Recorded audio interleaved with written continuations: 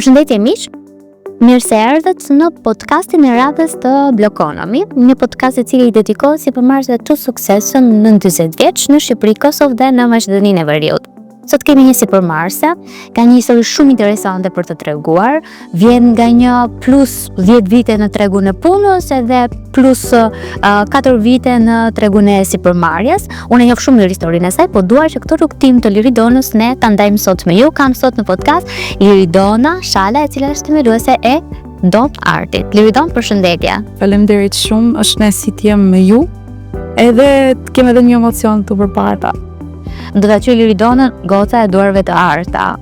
Kështu që si lidhet emri Don Art me historinë tënde dhe me historinë e duarve të arta? Po, pacientët e mi sot e kësaj dite ja bëjnë duart e tua, duart e arta etj, po ka qenë rastësi, me thënë të drejtën, emri Don Artit, se në momentin që morëm vendimin për të hapur një hapësirë ose klinik tashmë për të punuar, kërkoja për një muaj rresh se cili do ishte emri, çfarë më lidhte mua me punën edhe me pacientët, dhe asnjë emër nuk shkonte, nuk i ngjeste punës. Edhe në një moment fiks 27 nëntor ka qenë madje që po merja një porosi për produktet e klinikës, edhe thjesht duke menduar Dona, Arti, Don Art. Po Don Art është emër kosovar. Ku ja kosovarë?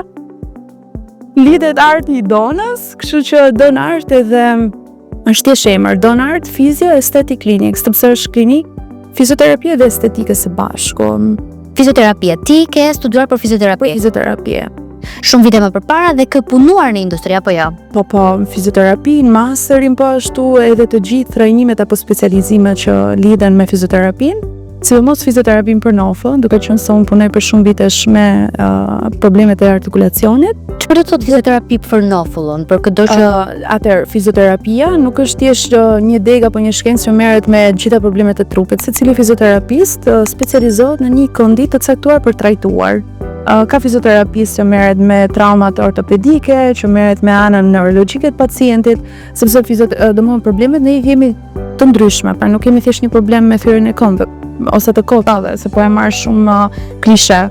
Por fizioterapia me nofë, ose më saktë ajo çka unë doja të bëja ishte të trajtoj një problem që e kam vuajtur edhe vetë, që është artikulacioni i nofës ose shtrëngimi, dhimbjet në zonën e nofës, dhimbjet e kokës, dhimbjet e qafës, pra nga pjesa e supeve e sipër. Edhe si rregullon artikulimin fizioterapia e nofullës? Janë ushtrime fizike, janë këshilla se si duhet të qëndroj, si duhet të flas? Po, nëse ne kemi probleme me artikulimin që vjen nga ana neurologjike, flas për të rriturit, jo për pjesën e fëmijëve, ne i drejtojmë tek një logoped apo një neurolog. Ndërkohë, nëse janë probleme me muskujt, pra që ne kemi një kontrakturë të muskujve, në të rast të gjuhës apo dhe të artikulacionit të nofullës, apo të muskujve të tjerë të fytyrës, nëpërmjet manipulimeve apo ushtimeve të caktuara ndihmojnë që të çlirohet kjo kontrakturë dhe pacientit fillojnë në ritmin normal të jetës së tyre. Kështu që kjo është pjesa që unë mbuloj. Ka një moshë specifike kur nëse një person ka probleme të tilla do duhet nisur puna me fizioterapinë, apo s'ka kufi poshtë apo fjalë? Absolutisht, që kur lind një bebe, sigurisht një bebe nuk flet, por ti e kupton, ose më saktë neurologu apo pediatri e kupton që ka një problem. Dhe ndahet në fizioterapi pediatrike, për shembull, fizioterapi geriatrike që merret me pleq. Kështu që nuk ka një moshë, momenti që është problemi duhet trajtuar dhe sa më shpejt aq më mirë. Më lind kuriozitet, nuk e di pse të pyes. Kushdo që vjen tek ju, quhet pacient apo klient? Kjo është pyetje shumë e bukur. Pacient nëse realisht ka një problem shëndetësor, edhe sigurisht që merret më pak lekë pacient, sepse ai ka hallë realisht, kurse klient unë i quaj të gjithë ata që vinë për qef, vinë të relakson dhe kanë mundësi që të paguajnë për shërbimin e tyre, për qefin e tyre. Kështu që unë nuk e kursej të ka diferencim pozitive që në ekonomi. Pozitiv realisht, sepse sot do thea është pacient edhe ai klienti që vjen për qef, sepse ka mungesë ose ka nevojë për atë qefin që është ka munguar në përditshmëri, sepse mënyra jetesës që ne po bëjmë tani, që unë shikoj muajt e fundit në klinik, sepse çdo pacient apo person dokumentohet, pra i hapet një kartel, i merren gjithë të dhënat, e të vazhdohet me pjesën e trajtimit. Shohim që ana psikologjike apo stresi që ne kemi tani në jetë edhe në punë ndikon shumë tek ana fizike ose organizmi jon. Kështu që dalim ne pastaj në skenë për t'i trajtuar këta pacient apo klient që kanë nevojë për ne. Nisi klinika në 2023. Po, në nëntor 2023. Çfarë ndodhi që ti vendose të hapi biznesin tënd? Punë. Kishte shumë punë. Kisha pacientët që i ndiqja, unë isha gjatë në një hapësirë tjetër që po punoja, isha shumë mirë, ishte momenti për të vazhduar diçka tjetër. Kështu që mora vendimin shumë shpejt brenda 3 ditësh që okay, duhet punojmë. E para njëherë nuk më pëlqen të ri. Realisht nuk kam vite që s'bëj pushime sepse jam dedikuar profesionit ose njerëzve që kanë këtë problematika. E dyta kisha pacientët që i ndiqja. Kështu që nuk mund të merja luksin që okay, unë po bëj 3 muaj pushime dhe e mendoj do hapim diçka apo jo se ku do punoj. Edhe duke patur eksperjenca në disa klinika të tjera, okay, tash tani është momenti për të bërë gjërat siç i di apo siç i dua vet. Kështu që kjo ka qenë arsyeja.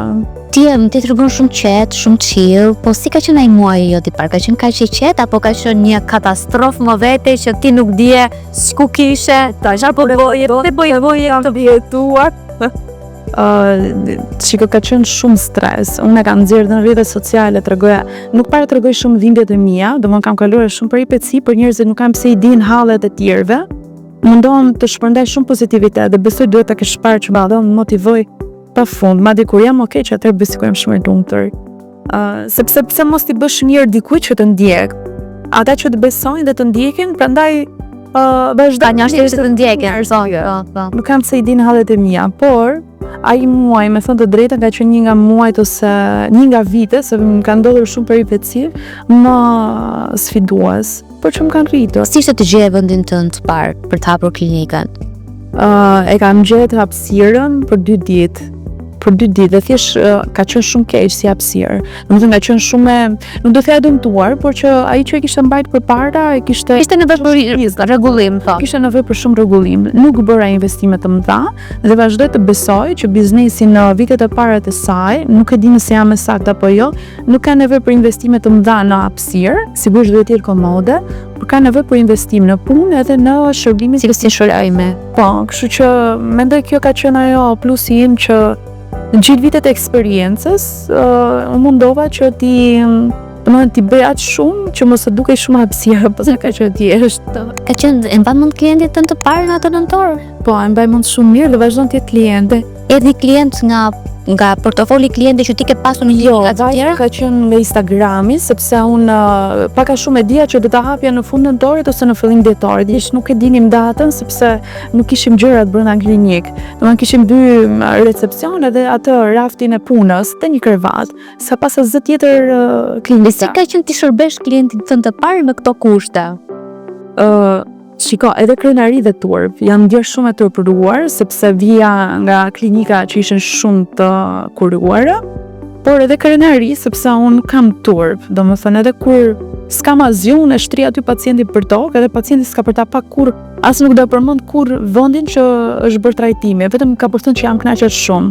E marr si sfidë, por ka qenë shumë kam qarë, pasi mbarova të 2 pacientet e para. Madje mbaj mend edhe çmimin 140 euro kam marrë nga të dyja, ishin 2 kushërira. Kam thënë ja e pasur sot. Domethënë pa ka që okay, nuk po them që kisha lek, po në sensin që kisha punuar edhe sigurisht isha mësuar me atë bërja i 140 euro i parë, vazhdoje më e motivuar akoma? Le mos më motivonte. Do punoja për hap. Po, isha shumë e motivuar, me thënë të drejtën, dhe vitin e parë, ose të paktën 6 muajt e parë që unë kam punuar, në çdo fund muaji, bëja kështu, sot më duhet karrikja. Kështu që sot më duhet kompjuteri, duhet shkruaj ta bëja, domethënë çdo gjë ka qenë investim dhe vazhdon të jetë, sepse klinika ose një biznes ka nevojë gjithmonë për investim. Në këto sa vite bëhen në treg, bëhen në vite gjysmë, 2 vite gjysmë. Sa është rritur donarti? Në njerëz, në shifra, në klient? Mendoj që është rritur mirë, ka nevojë akoma për shumë, nuk jam e kënaqur asnjëherë, por që jam shumë mirënjohëse për çdo njeri që ditën e parë deri sot. Sigurisht është në rritje, do unë punoj që të jetë në rritje, por është shumë i rritur në dashuri edhe në rezultate. Ne brenda, domethënë, sa po bëm një vit tek se klinika ka ndryshuar 2 herë destinacion. Pra njëri që tek sheshi Ujëson, që unë investova të hapësirën për të punuar dhe pastaj morëm vendimin që na duhet një hapësirë më e madhe. Kështu që kemi shkuar deri tek Lakeview tek rruga e Kosovarëve. Dhe edhe ajo ka qenë një vendim kështu brenda javës që ta bëjmë se s'bën se na duhet hapësirë për pacientët. Dhe kështu më njëherë kemi rregulluar brenda 2 ditësh. Çfarë kishim atje kemi sjellë te kjo tjetra. Edhe mendoj që është gjë shumë e madhe për mua që ta bëj e vetme realisht. Si e shikon në këto 3-4 vite të ardhshme? Keni një vizion të qartë? Do ketë klinik tjetër? Ti do kthesh në Kosovë për të bërë një klinik tjetër në Kosovë? Unë jam pro bashkëpunimeve tani që e quaj veten paksa po themi në eksperiencë në këtë lloj investimi. Por jo, nuk dua të lëviz. Ajo hapësirën për qenë mund ta zgjerojmë, pra gjithë qëllimi është që ta zgjerojmë dhe të cilën gjëra më të mira për pacientët. Sepse duke u rritur klientela dhe kërkesa, njerëzit janë tani shumë janë të mendimit, domethënë ka një lloj prirje për të kujdesur për mirëqenien e tyre, qoftë mendore, qoftë fizike. Kështu që unë si profesionist apo edhe si biznes duhet të sjell më të mirën për pacientin tim. Dhe jo vetëm, por edhe për veten, sepse unë shfrytëzoj edhe klinikën time për të drejtuar vetë. Ai kam vënë, unë të ndjek kështu shpesh në Instagram dhe jetë ndër profilet e mia të preferuara. Dhe ajo që të paktën mua më pëlqen më shumë është stili i jetuarit. Pra ajo që ti promovon në social media, nga mëngjesi deri në darkë dhe më duket sikur ti je duke krijuar një lidhje emocionale me pacientin apo klientin tënd. Edhe nuk e di nëse kjo është zgjedhje apo ka ndodhur rastësisht gjatë rrugës. Ka ndodhur rastësisht, është edhe pak zgjedhje, nëse do e kisha luksin, po themi, që isha një njeri që të punoja pas skene, pra thjesht të rregulloja gjithë gjën e punës, por mos të den fare në social media, do isha shumë e lumtur. Por edhe më pëlqen kjo pjesë, realisht të tregoj mënyrën e jetesës, ti frymëzoj njerëzit, të kujdesen për veten e tyre, sepse unë këtë gjë bëj realisht. Qoftë tek ushqyerja, qoftë tek kujdesi për shëndetin, pra që unë shkoj në palestër, e motivoj veten me zor në një farë mënyre, sepse duhet kujdesen për trupin tim. Dhe nëse unë nuk e bëj për trupin tim, nuk do e bëj as për pacientin tim. Është e vërtetë. T'jap një këshill, ha mirë edhe bëj palestër, kur unë ndërkohë bëj të kundërtën. Është e vërtetë. Mundo. Kushdo që është klienti jot, e sigurt që e di që Donarti është stili i donës. Dhe në profilin e Donartit është e pamundur mos të shohësh në një rresht të paktën një herë të dalësh ti. Ti the pak më përpara që shikojmë është rastësi, ndodhi dhe unë po vazhdoj ta bëj. Kjo do vazhdoj deri në momentin që ti të gjesh një zëvendësues të mirë, të dikut që mund të personifikoj filozofinë e biznesit tënd, apo s'ka për të ndodhur asnjëherë në të ardhmen, se ti mendon që më mirë se sa ty. Nuk e di nëse do ndodh apo jo në të ardhmen, por unë vazhdoj të besoj këtë gjë dhe e kam besuar gjithmonë, nëse ai që e ka një punë, një biznes që ka ngrit me imazhin e tij, nuk mund të zhduket kurrë nga ai ambient apo po themi nga kjo social media. Nuk e bën asnjëri promovime më të mirë të punës time se sa e di unë. Njerëzit, mua jo më lodh, por do doja shumë që ta besonin Donartin edhe pa Liridonën. Sepse do vjen një moment që edhe mund të shkëputem, njeriu kryen të tërhiqesh, ose do ketë momente që duhet edhe të rrihet pak i qetë.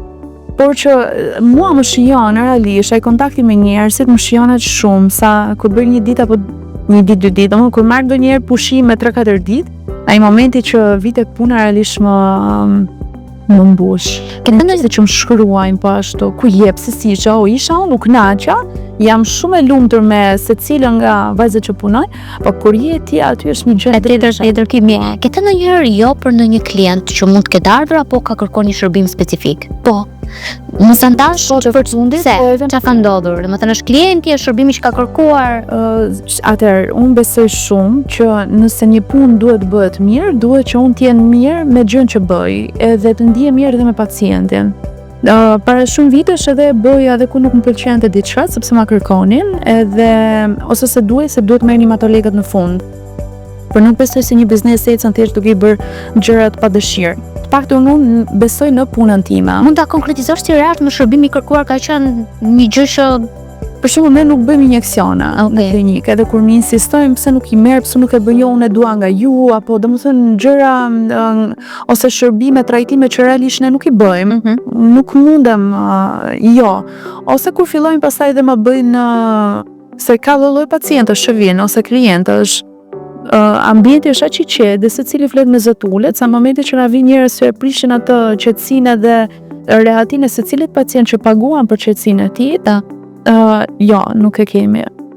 Nuk kemi hapësirë, nuk kemi orar, e kemi të pamundur, sigurisht nuk tregohemi arrogant. Më ka ndodhur një herë që kam patur një përplasje të vogël me një pacient dhe thjesht i kam treguar derën se unë realisht punën e kam hapur për shefin tim. Domethënë të ofroj një shërbim cilësor që unë realisht kam studiuar pafund dhe shkoj në çdo cep të Europës apo botës për të trajnuar dhe nuk do më përqendet më prishte qetësinë mua apo gocave të mia që punojnë. Po Liridona trajnon këtu përveç faktit që ajo trajnohet vetja. Kam trajnuar edhe para shumë vitesh nëpërmjet shoqatës shqiptare fizioterapistëve, edhe në shkollë po ashtu që kam ndihmuar pedagogët, por edhe vetë me trajnimet e SFL-s për shkak që është ai punimi manuali i muskullit fytyrës. Kështu që fizioterapist apo estetistë që duan të mësojnë disa teknika të reja me punën e tyre, po e kam bërë edhe vazhdojmë ta bëjmë akoma. A do të thotë që në të ardhmen tim ndoshta në atë portofolin tënd të donorit mund të kesh një akademi apo një formim profesional të vazhdueshëm për ata që duan të vinë në industri? Po punojmë shumë për këtë gjë. Kemi filluar realisht që të merremi me se duhet të studiojmë edhe ligjet edhe të dimë realisht se çfarë duhet të bëjmë që të jemi afatgjatë. Pra jo thjesht të kemi një emër për momentin dhe të bëjmë 2-3 gjëra, por të jemi afatgjatë në punën që bëjmë dhe realisht peshoj emri pastaj. Shporta e shërbimeve që ka donarti. Kemi fizioterapinë dhe estetikën. Po me estetikën, me qënë se folëm për fizion, tek estetika kemi të gjitha shërbime dermoestetike të lëkurës, për kujdesin e lëkurës, shërbimet e lazerit, e epilimit, sepse është një nga shërbimet që ne si klinike kemi licencimin për ta bërë, duke qenë se në staf kemi edhe infermier, jo vetëm fizioterapist, pjesën pra të trajtimeve dhe të lazerit, ndërkohë që tek fizioterapia merremi me të gjitha shërbimet e fizioterapisë me kontraktoret e muskulaturës, problemet neurologjike që janë në nivel sipërfaqësor të trupit, pra jo me problemet shumë të rënda që ne i drejtojmë tek neurolog dhe problemet me artikulacionin e nofës, që këtë pjesë e mbuloj vetëm unë, kurse pjesën tjetër të trupit është fizioterapistja që punon. Unë do të të bëj disa pyetje dhe ti të më thuash nëse janë vërtet apo janë mit.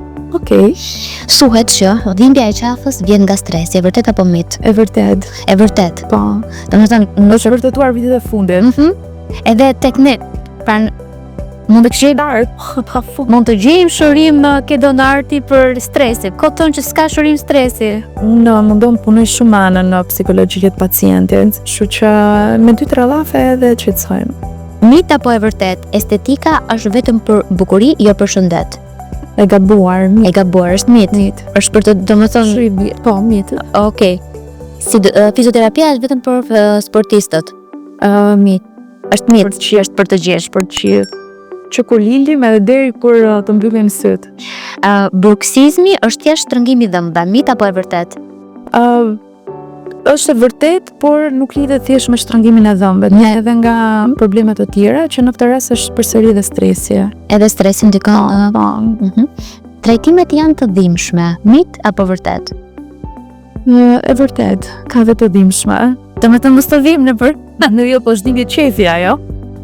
Është dhimbje. Ka trajtime që janë me dhimbje, por nuk është dhimbje që është shkakton trajtimi. Pra është problemi që të bën ta ndjesh të dhimbje, por që dhimbja nuk është asnjëherë e keqe. Dhimbja është një tregues që po e shërojmë trupin. Okej, më pëlqen mënyra point of view, më pëlqen shumë. Pra ka shumë presë, po se bëj me shumë dashuri ato dhimbje. Po patjetër, as nuk e vënë në dyshim, nëse nuk e ndiqni në social media Liridonën duhet ta bëni tani. Liridonën duhet të kthej pak në kohë, në të 18-tat e tua apo 19-tat kur ti ke nisur atë rrugtimin tënd në jetës profesionale, atëherë kur ti nuk e dije. Do ishte Liridona kjo që tani. Bëhesh ajo që ja. Eksakt. Edhe ti e ke Liridonën 18 vjeç përballë. Ke një mesazh, një fjali që do doje t'i thoje Liridonës për këtë rrugtim? Më prek mua këtu. Do t'i thoj që mos kesh frikë, edhe do t'i thoj që mos toje po për çdo gjë. Më thënë atëherë, shiko, ka një gjë që e them gjithmonë edhe me shoqërinë. Ne që vim nga rrethet, sepse unë vim nga Mamora, se domethënë kam ardhur nga studente, për universitet. nxënëse, kam ardhur studente në shkollë edhe ndjej pak ai presjoni nga qytetarët e Tiranës, që pastaj kuptuam çfarë ishin, domethënë ishin njerëz thjesht normale.